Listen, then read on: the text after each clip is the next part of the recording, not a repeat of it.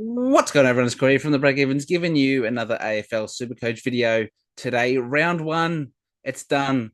AFL Supercoach has finally begun, and what a crazy week it was. We had some massive scores, we had some lower scores, we had rookies who shut the bed, we had rookies who actually did half decent. It is crazy time. Everyone's rage trading, everyone's forgetting about all the research they did. It is insane. We're going to go through today, I'll review my team, give my thoughts about what I'm thinking about doing this week, if I am doing anything. And then I'll go and look at a few, I guess, a few players that people are contemplating. Do they get rid of? Do they keep? And maybe a role change, because there has been a role change, which is a little bit concerning for myself, but we'll get into that very, very shortly. Before we do that, make sure you hit me up on X at Breakevens Pod or on Facebook, The Breakevens, and make sure you like this video and subscribe to the channel, as it really helps me out, and you'll be updated with all the information that I bring each and every week. So, how did I do? I was pretty happy. Let's go check out my side. So here we have it. 2,175. Was quite happy with that. We start off our ranking at 13,745, which could be a lot worse. Obviously, could be better. I think we were just under 200 points shy of the highest score for the week. So not too bad. I did a tweet that said my AFL Supercoach team, and it was the gif of sometimes maybe good, sometimes maybe shit. That is basically my team. Sometimes maybe good, sometimes maybe shit. It's what we expect. But pretty happy. And we move into round two, which is the first of the early buys. So it'll be interesting to see how people go with that. But let's check out my team.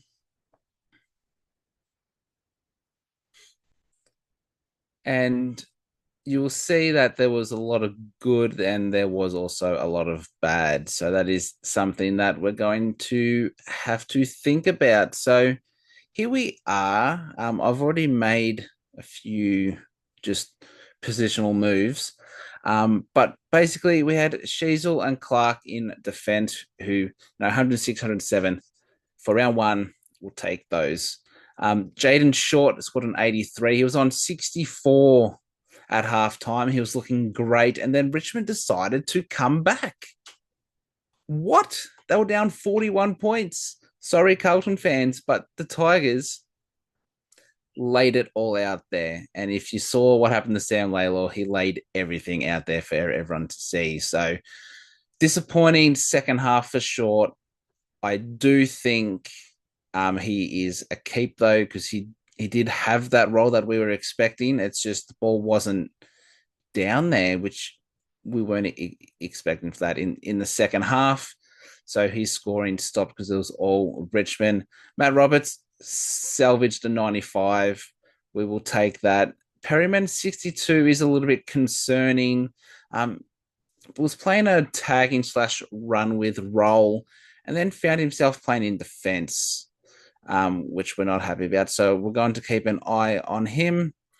He does have a break even of 77. So give one more week, and if the CBAs are there, then he's a keep. Jordan De Goey is expected to play, so it'll be interesting to see what happens there. Zach Reed, 45, would have been a lot higher, but his first 6 or 7 disposals, he looked so slow. He got like run down 3 times and just dribbled a kick like 5 meters away. Should have been a higher scoring game for him. We did what he expected, so he's okay. Ben Patton, 43, was looking okay and then got subbed. So that is, again, concerning. See if he's named this week. His break even, though, is 30, negative 36. So he's going to make cash if he plays. Hopefully, he's not the sub. Luke Trainer scored a 50. I thought it was a little bit stiff to get a 50. I thought he did deserve a 60. He looked okay. And when Richmond were, in those dying moments trying to save the game, he laid a few big tackles in defense, and I feel like he should have got a bit more, but it is what it is. So defense sometimes maybe good, sometimes maybe shit. We move to the rest of the team. Lockie Neal, I knew he was going to have a down game, but a 41, especially he was on like 28 or something at quarter time. And I was there going, okay, just a few more times, he might scrape to 100. But after quarter time, James Jordan was all over him, scored a 41. You're back in your primos. Who does he have this week? He's got West Coast at the Gabba. It's a big round for him. Connor Rosie, 128, did what we expected. Clary Oliver, 93. He was on like 68 with like 8 minutes to go. And I'm there going, oh, Clary's done it again. He's burnt us. But he salvaged a 93. First game back. You expect him to improve. Adam Chera, 106, did what we expected, but pardon me, there is a possible role change. Today, as a recording on the Tuesday, the 18th, he was training in defense and he even played a little bit in defense. We'll go into him a little bit further, but I don't like that. We also had Finn Callahan. He was on for Hewitt, scored 104. Expecting a little bit more from him, but we got the ton. O'Driscoll, 91, very happy, did what was expected. Elijah Sardis, over 50. He played like 50% time, like time on ground. In the first half, he looked nowhere near it. Second half, he did a lot better. I'm going to hold him just because I think he just showed signs in that second half that had me thinking, keep him for one more. There's no harm done. He's only played the one game. He's got Adelaide at the MCG. If he bounces back, then he's a keep. If he drops another 50, then I'm going to have to move him on. Simple as that. Levi Ashcroft with an 84 was supposed to start as the sub. There was a laid out. He got put in and scored 84. Brilliant. Hopefully he can skip the sub vest this week because the kid can play. Elijah Hewitt, a 52. Well, at 122k, you'll take a 50. Obviously, Hewitt, you want a bit more of a 65, 70. So we'll see where he played a little bit later on. Hasty was 53 and was one of the best Supercoach players for St Kilda at the time. I think he was like 8th highest, and then he just got subbed. So that sucks because he probably would have scored an 80. See if he gets the vest or if he's dropped. I think there's a Liam Henry and someone else is expected to come back this week. So see what happens to him. And Lucas Camporale with a 56 was solid, and at 113k, I'll take a 56. We move here. We'll go with DeConning first, 148 as the vice captain. I had a choice here. He absolutely smashed it. Had a choice here. Because Hasty wasn't in the side. I had Boxall, and I could have used that as a loop and then possibly wasted a trade to get someone in, or I risk it with Gorn. And I decided money is key. So when Hasty, because he was playing and he wasn't the sub, and I was hoping Max Gorn would beat DeConning, and he was on 134 with like 8 minutes to play, and I was like, he's going to get there. But then he was on the bench for like the whole like last bit and just lost so much super coach. So that was unfortunate. But 129, I'm as captain, you're going to take that. Harry Boyd at 63 did exactly what we wanted him to. Early on, though, he had like 12 hitouts for only 11 super coach. So can he hit it down to the St Kilda guys? Please, because it would have been a much higher game. We move to the forwards. Horn Francis, 83. the Power got absolutely smashed by the Pies. I'm not worried about that at all. Some people are. Hold your primos. Jack McRae 127. Chef's kiss, absolutely lovely. Speaking of chef's kiss, Bailey Smith 147. I saw a video of him heavily strapped that knee that he tweaked, which is the different one to the ACL. And I was a bit, oh, he could be a laid out. Decided to stick with him. Thank God that I did. 147, absolutely huge. Caleb Daniel only in 81 was a little bit underwhelming, but the big scores are going to come in that North Melbourne side. So you leave him there because he's still going to make cash, even if he averages an 80. Hugo Garcia was the biggest disappointment, actually, second biggest disappointment because Lockie Neal scored 41. Did not have that role. Jack Sinclair, Zach Jones came in, took his mid minutes. Not great. I did have Sam Davidson here, 39. Looked to get enough of the pill, just maybe didn't use it as well. Connor Stone, 42. Look, you want him to score 60. Sometimes he's not going to get that. That's fine. He's a slow burn. Isaac Kako, 62, though, was very happy with that. Is he a field option? I'm going to be looping here. And Mitch Nevitt, 82, absolutely just ecstatic with that as my flex. So I think it's fair to say sometimes maybe good, sometimes maybe shit. I know I've said it 3 times, but that was my side this week. So what am I doing this week? I'm going to keep my whole back line unless Patton gets dropped. But even, it's for Riley Bice, who's only played the one game, I believe. So I can hold a week. So I'm holding my back line.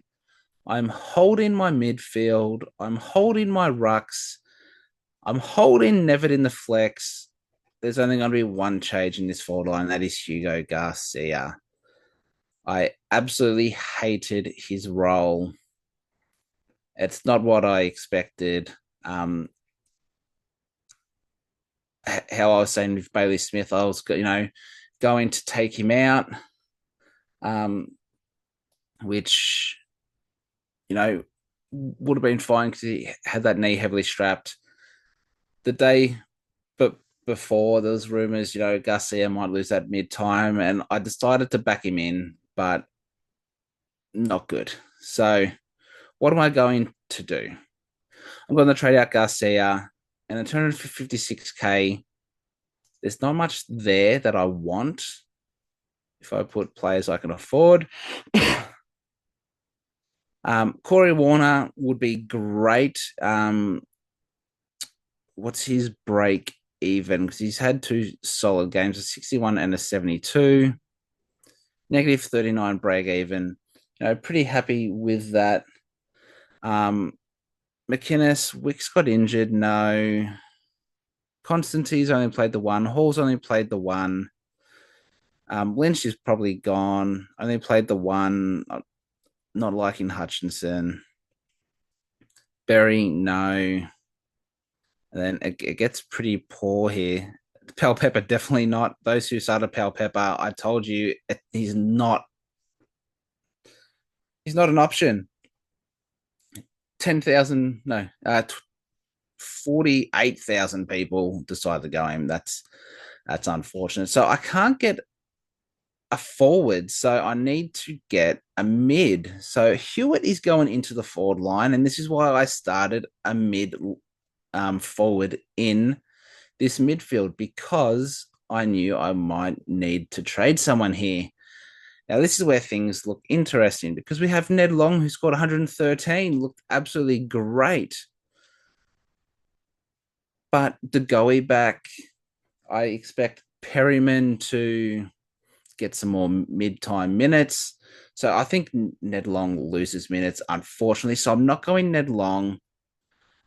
We have here Sam Banks not going near. Sam Laylaw is someone who I've thought about. He's only played the one game, though. 74, though, was got a few points late for what he did. Maxwell again. Hanley, I'm not going near. Ed Allen didn't play. I'm not going at Camden. Cooper Lord looked good until he was subbed. And then basically everyone else, I could go Finn O'Sullivan, but only 51 hold there. Murphy Reed 50 and he kicked 4 goals, so that's not in good stead. And then it just gets worse. I'm going Xavier Lindsay, who's got an 86. He scored. No, he didn't start a sub. They had Harvey Langford start a sub, and he had a great game. Yes, he's only played the one game, but I'm going early. I have bench players here that if I need to, I can do a correction. But I'm going the early crow on Xavier Lindsay. This could bite me in the butt. Keeps me with saves me 98,400 there, which I really like. So only the one trade. And if something goes, these guys here, I'm expecting to be fine, expecting most of these to be fine. Sardis, if I need to, I can adjust. But everyone here, pretty happy with. Maybe Chera, will see what happens. But here, basically, Short or Perryman, another bad week from these guys, and I will probably move them on. Perryman won't, he's got a break even of 77. So he won't go up too much, won't go down too much. He'll still be around there, which is fine. And Short won't move at all. So I can always go up to a defender if needed. Or even if Chera here has a generational stinker, 98K, I can move to someone as well. And seeing that GWS and Gold Coast have the bye this week, I could potentially put him up to a Noah Anderson if I wanted to. So, yeah, I'm going the early crow on Lindsay. I don't now for my team and how it's going to line up. I'm probably going to keep Reed on field over Peyton and Trainer. Here, who plays first? Carlton, St Kilda on the Saturday night. All right. So basically, one of these guys I can use as a loop. I'd probably go Hasty. So I'll have Hasty as the emergency. If he scores well, Finn Callahan comes on probably for Lindsay, I would say. Yeah, because I think SARS will bounce back. And then who do Melbourne play? North. Yeah, I'll figure that out. But I am going to loop probably one of Sardis Lindsay with Hasty. So going to keep that there, keeping that there. And here I'm going to do the same. So West Coast play later on. Doggy's there. So I'll probably go Davidson if he scores well.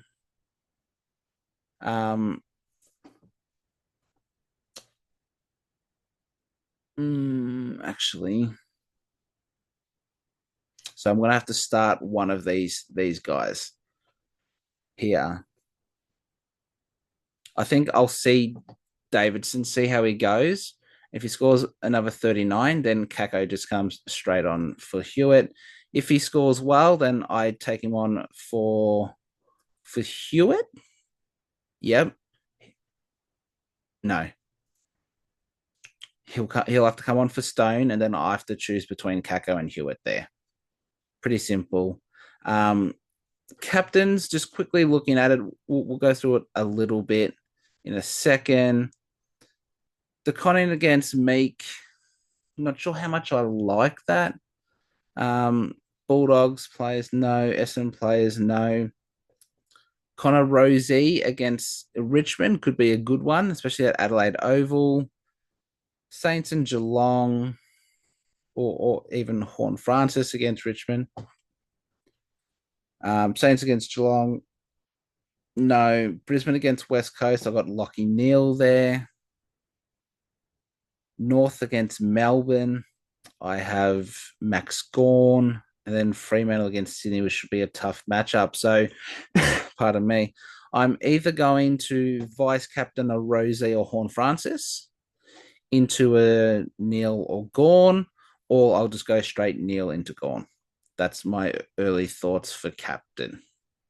So let's just do it like that for now. It'll either be like that or that. Nice and simple. All right, now I'm going to head over to DFS and go through a few players that are high on people's watch list. So give me a sec to go over there. All right, so here we are on DFS. As you can see, I've got three tabs open. This one will be looking at player stats. We'll have CBAs and the kick-ins there. So let's go over to player stats summary and make sure it is set on Super Coach. Now, the first player will be Adam Chera, who I spoke about earlier. He's looking as if he might be getting some half back time, which is not what we want. So we're going to go check him out, see how his map looked last week and if that has affected him or not. So here, I'm going to type in Chera, boom. Wait for this to load. Now he was someone that I wanted, some games from to make some cash. So we'll quickly look here. 65. So and he had 26 touches, 65% disposal efficiency, 6 tackles, which was good. 54% CBAs from 83% time on ground of 106 average. 0.97 points per minute. So if we look here, yeah, that's going to tell us everything. Now let's look at this map. Now here we've got green, blue, and yellow. Before we get in, what does that mean? Green is defensive 50, blue is midfield, and yellow is the forward line. So let's see. Click on his heat map.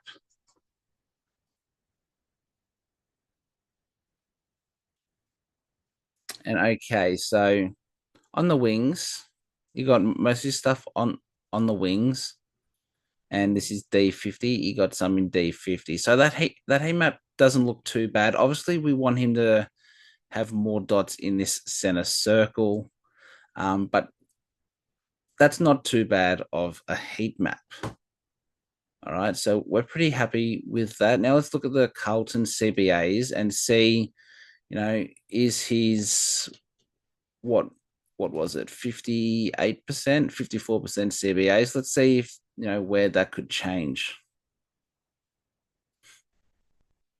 So Carlton, the Continent had 83, Cripps 79, Hewitt 63, and Chera 54. So he was the third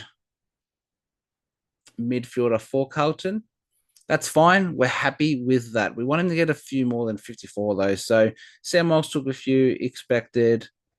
Sam Doherty and so Cooper Lord first was in there a fair bit till he got subbed. Sam Doherty came on, got 17%.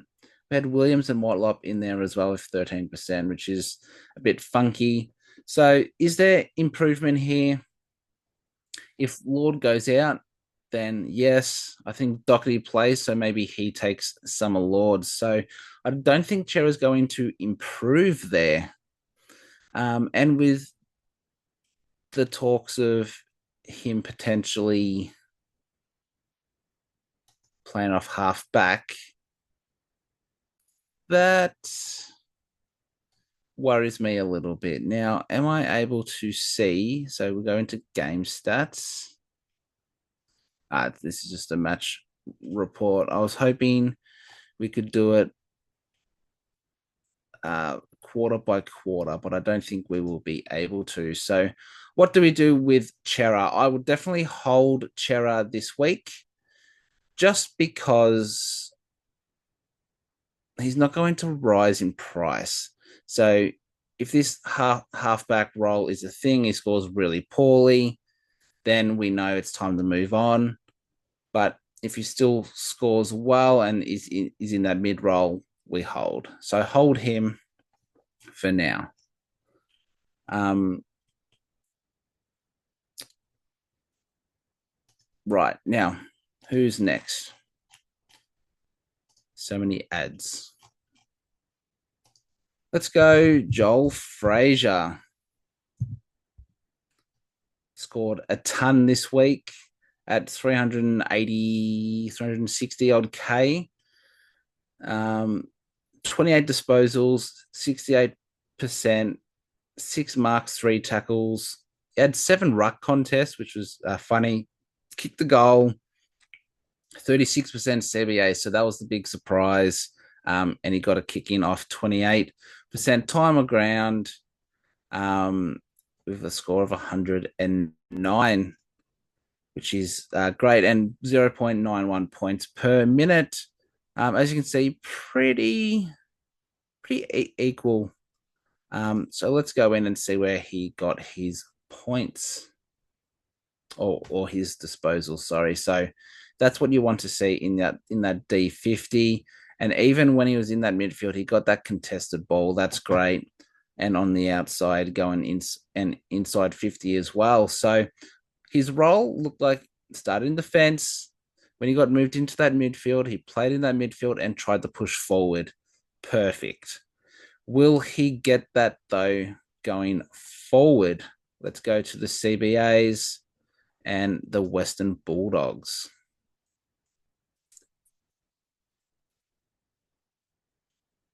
Ed Richards was number one with 82, Libba 79, English, we don't worry too much about, 76.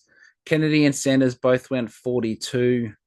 And then Fraser was next with 36. So that's what we. So these first five we expected. We expected that. We didn't expect Fraser there. So will he get that time going forward? He might next week, but the week after he might not, because I'm pretty sure the injury list came out. So let's actually see how far away Adam Treloar is, because that's going to be the key factor here. Now, I didn't watch the game, but what I was told that Fraser did score a lot of his points when he was in that midfield. So let's go down to the Bulldogs here. So Bond's 4 to 6 weeks away. Adam Treloar 3 to 5 weeks away. He could definitely be someone we look at, especially if Perryman has another poor week and a poor role. If Fraser has that role, you can book him in, get, potentially 3 to 4 weeks out of him, and then you can upgrade him to a full and primo. So that's actually really good. I would hold and not get him this week because anything could happen. He could get injured. That role changes. He doesn't score as well. So I think 36, if he gets that again, you'd be quite happy actually. Now, kick-ins for the Western Bulldogs. Obviously, we know Bailey Dale is going to get majority, so that's fine. Dale got 6 out of 5, Bramble 5 out of 5, and Fraser 1. So he's not going to get a whole bunch of kickouts. We weren't expecting that. We were expecting Dale, but Bramble did as well, which is interesting to see. So Fraser, hold a week, see what Perryman does, move him on if you need to. Next player we're going to look at is Perryman.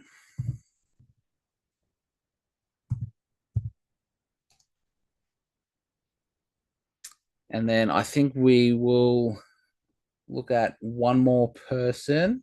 Let me get my Supercoach team up. We'll look at definitely 2 more. So Perryman had 19 disposals, 70% efficiency, 2 marks, 3.5 tackles, 46% CBAs from 81% time on ground, and scored a 76 and 0.73 points per minute, which is quite disappointing. Um, Sorry, he scored 62. I don't know why I said 77.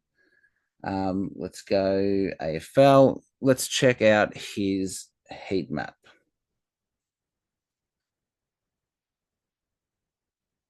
Then we can look at CBAs. So this is not what we want to see. On the wing, in defense, that's not what we want from Perryman. We want it all here. If we can go back to round 0, where he scored 93, let's have a look. And I have a feeling this will be more in the center. So obviously got more of the ball. Um, Interesting enough, not a lot in the center clearance, which is quite interesting. Gets it on the wings a little bit. So he pushes back a little bit, but we saw disposals back here in that first one. So it is a little bit concerning. We don't want him to play in defense. We want him in that midfield where he scores so well. Is there one from GWS where he scored? So there's 131 for GWS. Let's have a quick look at this. See if there's an actual trend here. Oh, wow. He played all in defense. Okay. Interesting. So maybe there is a role down there for him. Any others? 115. It says playing center half back. Let's have a look. If you're going to play in defense, that's where you want to get the ball. Now, is there any where he says he's played mid? So he scored a 79 here against St. Kilda in the mid. Let's have a look where he got his disposals. So still that back pocket. So okay, so he gets plenty of ball in defense. So he definitely pushes back. We know he's a defensive minded midfielder. We do know that.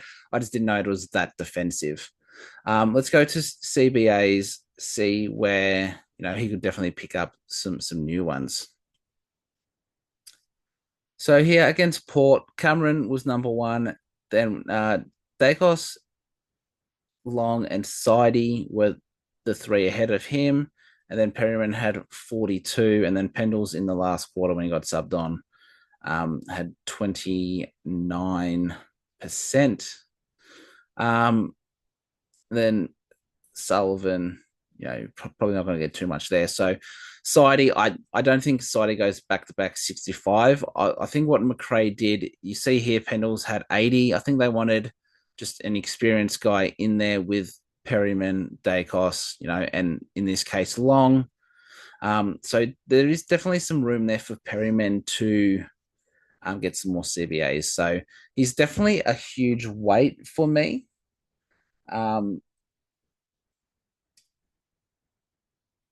I just, yeah, another poor score and he's gone.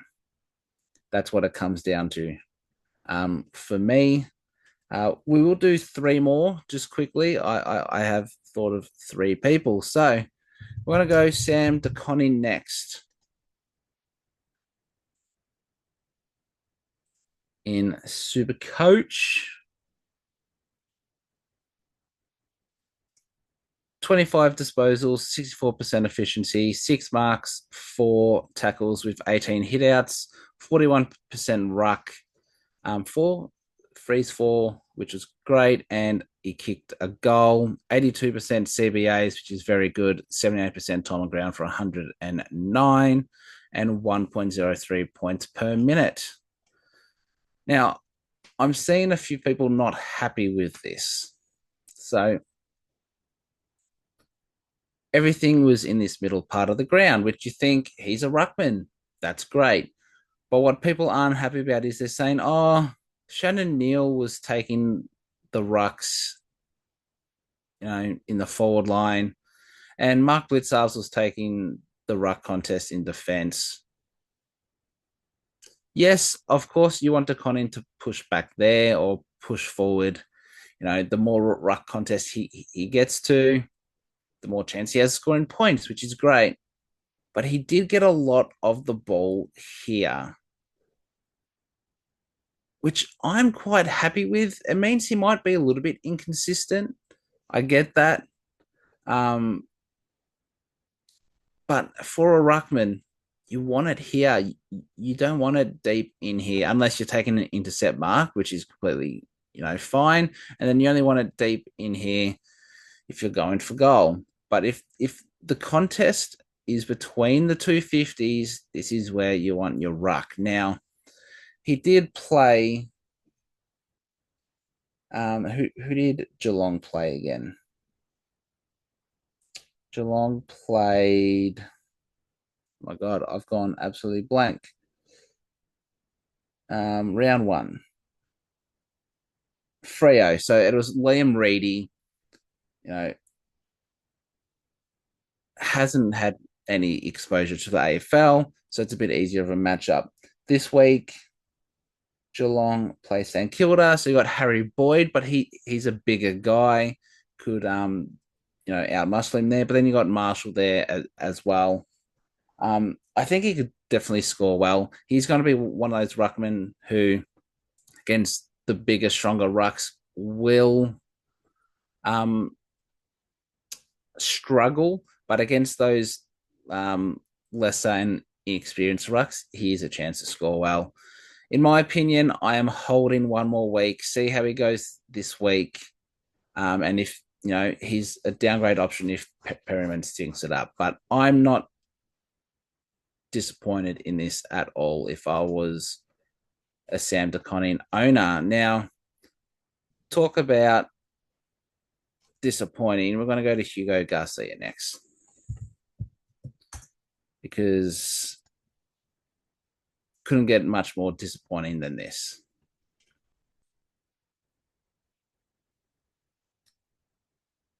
18 touches, you'll take 67% efficiency, 3 tackles, 3 frees against, doesn't help. He kicked the goal, 37% CBAs on 61% time on ground, 0.67 points per minute. Let's have a look here.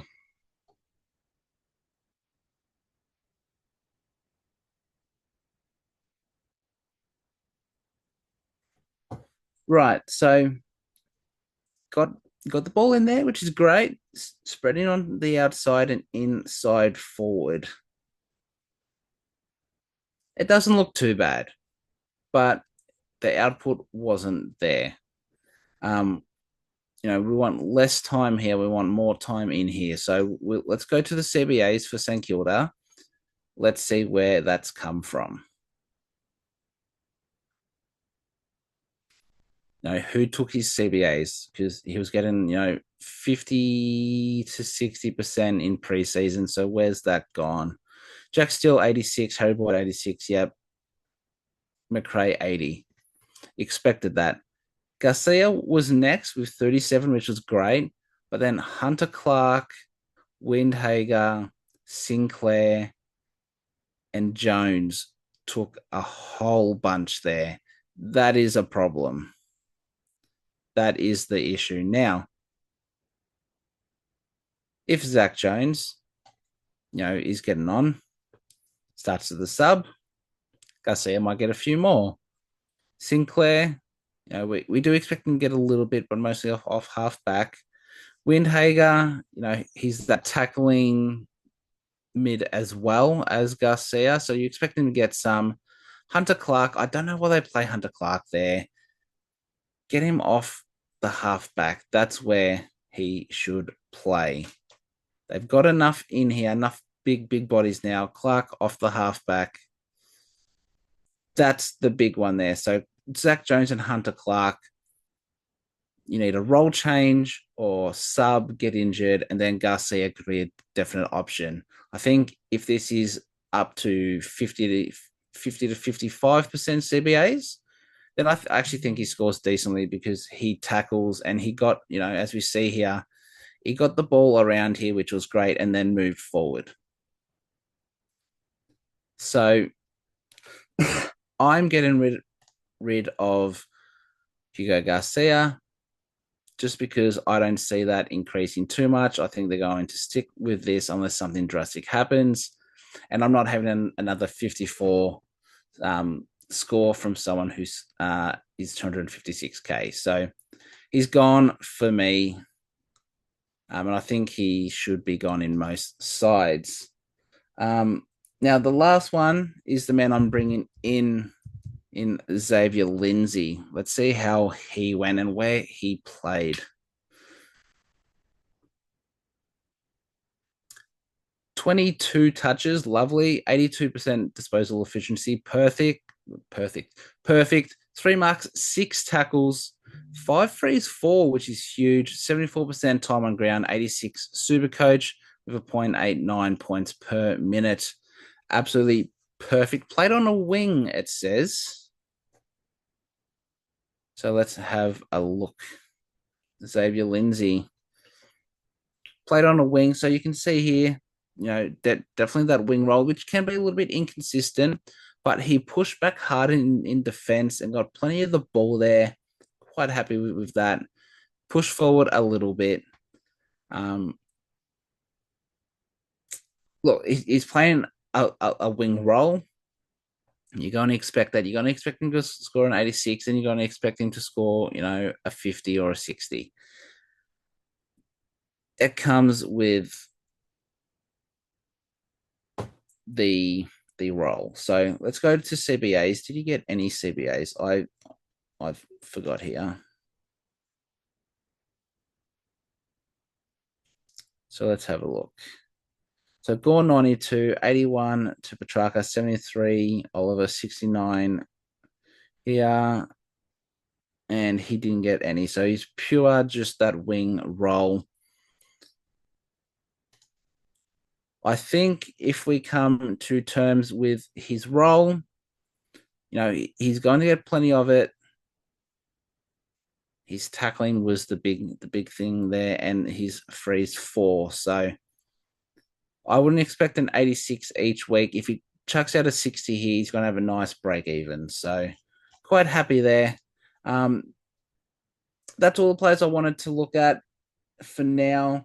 If there's anyone you want me to look at after this video comes out, let me know. I'll do some quick research. You can do that on Twitter at Breakevens Pod or on Facebook, the Breakevens, or in the comments section below. Now, just quickly, I'm going to get season-long DPP, see if this works. It does. Awesome. Now, going to get the matches up for this week. So Carlton, let's look at the Rucks. So they play the Hawks. Carlton here. Hawthorn is that lighter green, which from 0 to 2 points. So on average, you can score a little bit more against Hawthorn. That's pretty good. I wasn't sure how that would be for me. So for a captaincy option, the Conning could be there. Now, what about an inside mid? I feel like this might be a little bit harder. Inside mid, Carlton, which is red, which is 5 points less. So if you're looking for a VC in that game, I would be going the Conning for Carlton. Now for Hawthorn, you're probably not going to go Meek. You're probably going to go one of these inside mid guys. So Carlton, it's usually pretty even.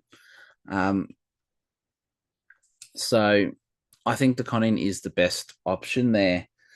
Bulldogs and Collingwood. Let's go straight to inside mids for Collingwood. Bulldogs, it's a white, so it's usually around average. And Collingwood is slightly more for the inside mids. So your Libbers, your Richards could see a slight increase there. Now, if we go to designated kickers, because we've got Bailey Dale down there. Designated kickers against Collingwood. It's a white. I don't worry about that. And Rucks, Collingwood Bulldogs is a full green, so the dark green, which is up to 5 points. So that is a good fixture for Darcy Cameron.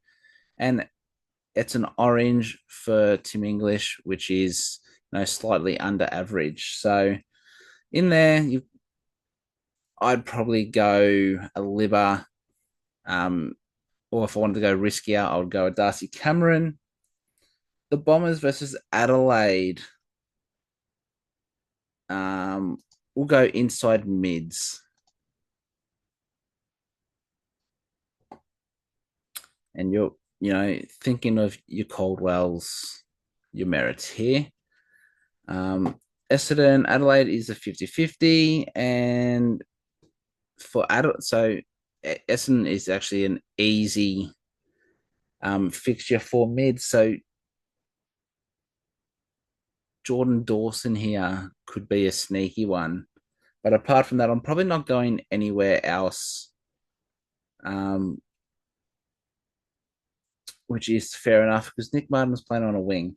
Port Adelaide versus Richmond. We've got the inside mids here. Let's go. Richmond is a better fixture. And then you got for Richmond against Port Adelaide, it's a little bit of a tougher fixture. That's fine.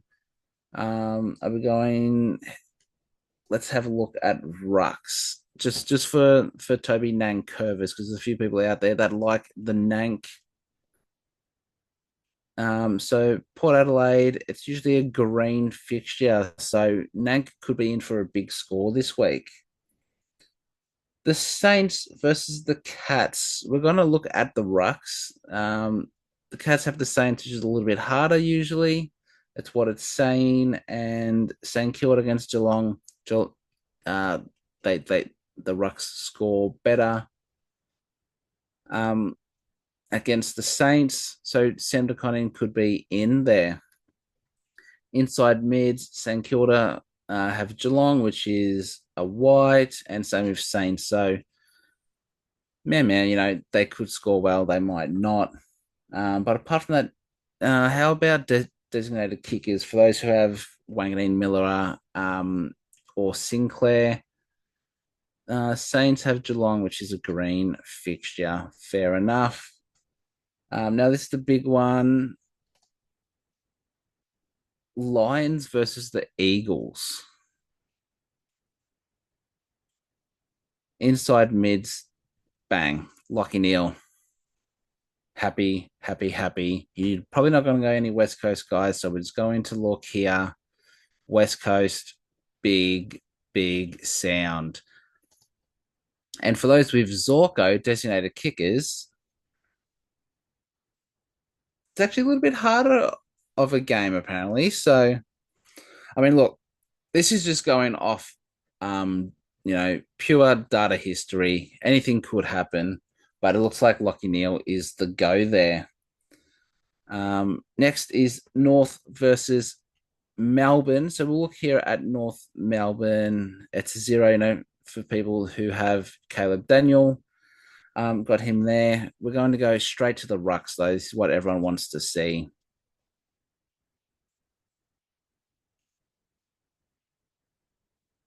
Now, obviously, Max Gawn can score against anyone.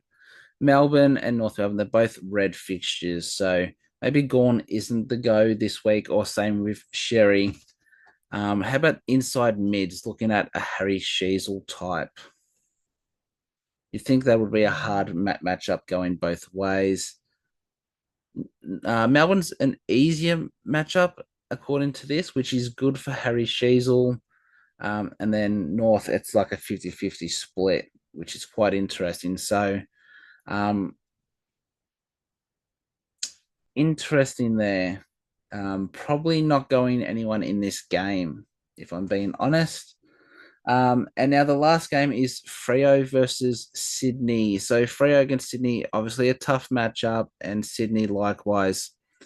Fair enough. Now let's go to the designated kickers is what's going to come down to. Those with Luke Ryan and Jordan Clark. So Freo 50-50 there. Right. So looking at that, my captain choices, you're either going De Conning on the Thursday night, or you're going to Bulldogs mid, or maybe a Dacos if you're feeling risky. And then after that, you've got the Port Adelaide midfielders, Rosie and Horn Francis potentially. And then I think it's just straight captain on Lockie Neal. So obviously Sherry and Gorn can score very well on each other, but just going off that, I'm probably looking going DeConning or Rosie into Lockie Neal. So that's going to do it for this video. We're done and dusted. A little bit of a longer one. Being round one, you expect that. But if you like what you saw, give the video a like and subscribe to the channel. Hit me up on X at Breakevens Pod or on Facebook, the Breakevens. Now, with that all done and dusted out the way, good luck for round two. Hope you score better. Hoping for some green arrows. And let's get into it. So I'll see you back here next week for another round review. So until then, it's bye for now.